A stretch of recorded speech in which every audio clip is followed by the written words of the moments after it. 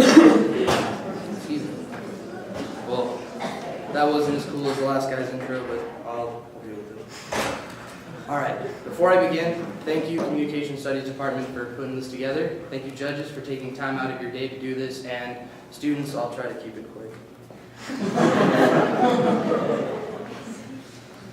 Alright, ready? Yeah. What if I told you that your 6-year-old child was suffering from a congenital heart defect, but we can save her in one of two ways? An expensive, archaic, and really risky open heart surgery, or a catheter, cheap, reliable, the standard of care for this kind of defect across the world? Which one would you choose for your child?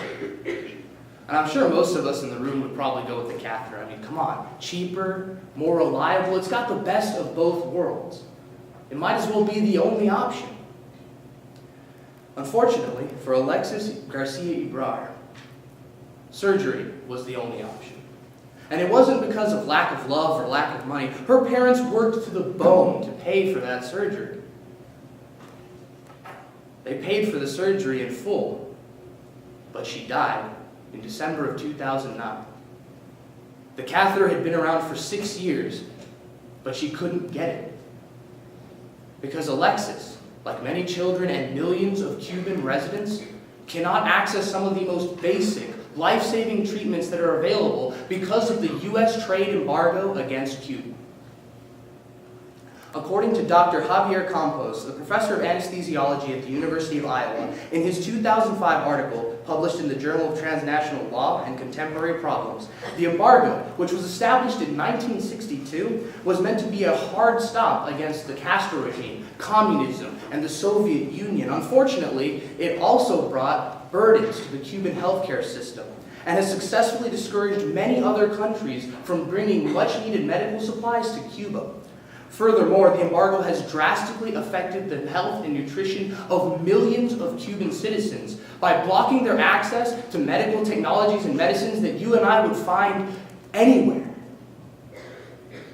A study within the 2009 Amnesty International report on Cuba found that 38% of Cubans under the age of 3 were at a high risk of mortality because they couldn't access the simplest of nutritional supplements like B vitamins and iron supplements. These are things that you and I take for granted every day. These are problems that you and I wouldn't even break a sweat over, but if left untreated can be fatal. In addition, the embargo also works against non-governmental humanitarian aid agencies. For example, in January of 2009, the U.S. government seized $4.2 million from the United Fund to Fight AIDS, Tuberculosis, and Malaria. $4.2 million that was designated to prevent the spread of AIDS in Cuba and ease the suffering of those people who couldn't afford antiretroviral drugs. In addition, UNICEF, a UN-sponsored aid agency, decried the embargo, writing that it single-handedly undermined multiple operations to help bring improved quality of life and living conditions to the Cuban citizens. Now, I'm not a fan of the Castro regime, not by a long shot. I know that they've committed a lot of crimes against humanity, and they have to pay for that. But according to the Human Rights Watch report in November of 2009, the embargo is a costly, misguided failure because it has only brought harm to the citizens of Cuba, and it has done nothing to promote their struggle in terms of human rights.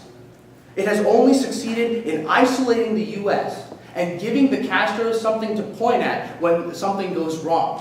Whether it be their fault or our fault, it's always the embargo's fault. How is an embargo that's supposed to stand against human rights working if the Castros can use it to perpetuate crimes against humanity? How does that work? Why is this embargo still even in place? Well, according to Dr. Julia Zweig, the director of Latin American Studies at the Center for Foreign Policy Analysis, in her 2010 interview for Fox News, it's mostly just bureaucratic inertia. The fact that the Castros are still in power, the fact that the embargo has been there for, 50 years. Why change it now? The Castros are still there. There's no immediate benefit to us, right? And yet they're busy working on other things when millions of people are suffering. Now, I realize that the Castros still control Cuba, but Fidel Castro is on his deathbed, and Raul Castro has multiple times he's extended the hand of friendship towards us, and our government has responded. In 2009, the Obama administration reduced the travel ban restrictions by allowing multiple exemptions. Clearly, we don't see Cuba as some sort of super threat to us anymore if we're already taking steps to reduce the embargo. But we're not moving fast enough. In his 2011 write-up on Cuba, Fareed Zakaria, the head foreign policy analyst at CNN News, noted that off the northern shore of Cuba, there are an estimated 5 to 20 billion barrels of oil under the seafloor. And our enemies and allies alike are moving in quickly to snap it up. In fact, CNN soon published an article confirming that the Chinese government had a pretty sweet drilling operation set up within the Gulf of Mexico, within Cuba's territories. Might I also mention that that's less than 90 miles away from the Gulf Coast, our Gulf Coast. Let me ask you something. How safe do you feel knowing that China could have a secret government organizational base 90 miles away from our coastline, right in our backyard? I don't feel very safe. That's scary. Really scary. In addition, Fareed Zakaria notes that the embargo prevents us from moving in and setting up safety precautions against an oil spill. Now, I don't care how much of this liquid gold we can actually tap into, but if another BP-esque oil spill happens, another Gulf Coast disaster that rocks the Gulf Coast states happens again, I assure you, a majority of Americans will not be happy. We need to act now. The Cuban people need our help. The Cuban government is asking for us to come inside. The Cuban government is no longer a threat to us, but the drilling operations that are happening off their coasts can be a huge national security threat. We need to act now in the name of our national security. Therefore, I propose that the U.S. federal government enact House Resolution 4645, the Travel Reform and Export Enhancement Act, which effectively opens tourism and trade in Cuba, not only to help the Cuban population, but to help ourselves in more ways than one. Because not only will we be achieving a higher level of national security, we can benefit greatly from the business that we get in Cuba. A study published in 2010 by researchers from Texas A&M specifically stated that the implementation of this act, H.R. 4645, would lead to the sale of $365 million worth of goods from U.S. companies and create 6,000 new jobs. Can you imagine the tax revenue coming off of $365 million worth of sales? Can you imagine creating 6,000 jobs without having to put any money into the system? That's a miracle. Why are we still following this trade ban? A lot of it still comes from the fact that the sanction stands for something. I don't know what, but a lot of people seem to think that it stands against human rights or against Fidel Castro. Again, he's using it. And if you think we're the heroes waving our flag against Castroism and the rest of the nation is looking up, the rest of the world is looking upon us in awe, dead wrong.